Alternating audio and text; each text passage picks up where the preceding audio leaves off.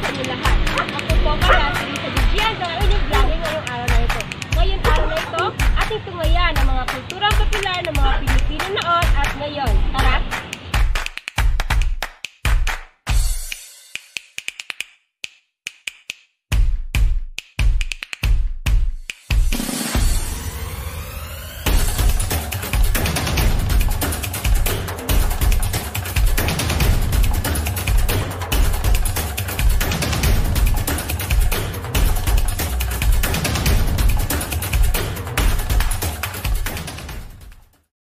Paraan ng panliligaw noon at ngayon. Isa sa mga paraan ng panliligaw noon ay paghahandog ng isang napakagandang kanta, kundi ito ay tinatawag na harana, kung saan pupunta ang mga lalaki para sa kanyang iniirog at magbibigay ito ng mga iba't ibang mga handog katulad lamang na bulaklak at mga prutas. Kapag ang babae ay nagustuhan ang kantang hinahandog ng lalaki, ay lalabas ito sa kanilang balkonahe kung saan pinapakita nito ang kanyang interes sa lalaki. Ngunit ang panliligaw ngayon ay mabilis o minsan wala na panliligaw na nagaganap, kung saan easy to get na ang ibang babae sa text, chat, nagliligawan, at may mga babae na rin nililigaw kahit kailan nila gusto ay pwede silang magkita. Hindi na naghaharana ang mga lalaki, kundi nagsasabi na sila ng mga pick-up lines at mga hugot lines. Transportasyon noon at ngayon. Ang transportasyon noon ay hindi ginagamitan ng gasolina, kaya hindi ito naglalabas ng usok na dahilan ng polusyon sa hangin tulad ng kalesa, kalabaw, kabayo at iba pa. Ngunit ang transportasyon naman ngayon ay isa sa mga dahilan ng polusyon sa hangin tulad ng mga kotse, eroplano, barko at tren. Ngunit ang kaibahan lamang ng transportasyon noon at ngayon ay mas mabilis at may kalidad ang transportasyon natin ngayon kaysa noon. Mga kasuotan noon at ngayon.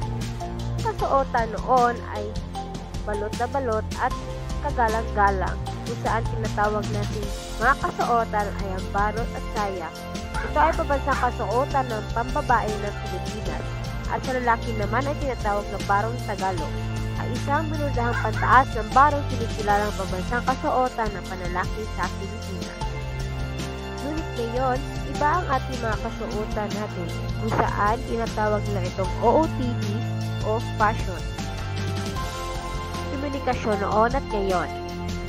Ang komunikasyon noon ay pinababatis pamamagitan ng isang sulat. Ito ay kadalasan ginagamitan ng mga taong malayo sa kanilang mga minamahal sa buhay. Ngunit ngayon, sa paglipas ng panahon, nagkaroon na ng makabagong teknolohiya kung saan mas madali makapagkomunika sa ibang tao. Panghuli, mga kabataan noon at ngayon. Ang mga kabataan noon ay may malaking agwat sa kilos, gawi at damdamin, kung saan isangan nila ang bawat bata sa ating mundo ay may pangaral, may karapatan. Isang nilamang yan ang kanta kung saan iminumukaya ang kahalagahan, kaligayahan ng pagiging isang bata. Noong tayo ay mga bata pa lamang, ay nakasanay na natin ang maglaro sa kalye kasama ng iba mga kabataan. Mga larong kalye na nauso noon ay pasintero, siko, tubang preso, tagu-taguan, baka at Chinese garter. Ang mga kabataan noon ay sinasabing higit na magalang, sunurin dahil sa isang tingin lang na magulang sa kanilang anak, tumatahimik na o kaya ay sumusunod na agad. Ang mga kabataan noon ay lubhang taimtim sa isipan nila ang kanilang ginagawa. May respeto sa kapwa, mga walang bisyo at baka Diyos. Sa kabilang dako naman, ang mga kabataan ngayon ay mulat sila sa makabagong panahon, kaya higit na maunlad sa pangangatwiran na kung minsan ay sumasagot na sa magulang.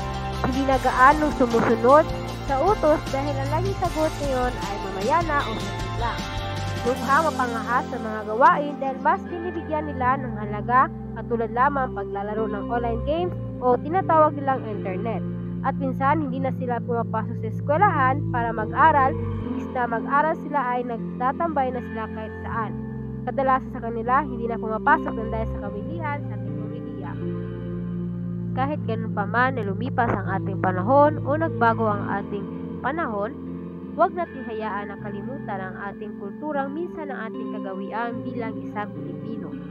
Dahil ang kahalagahan ng kulturang popular ay sobrang nagdedepende sa abilidad nitong pagrepresenta sa ating identidad ng isang kultura sa pamagitan ng pag-uunawa kung bakit nabuo ang isang bahagi ng kultura at kung ano ang kinakaloob nito sa kasaysayan. Maraming salamat sa mayroon kayong natutunan sa ating ibinahagi. Muli, ito ang iyong vlogger si Binibining Lisa Jean G. Ando.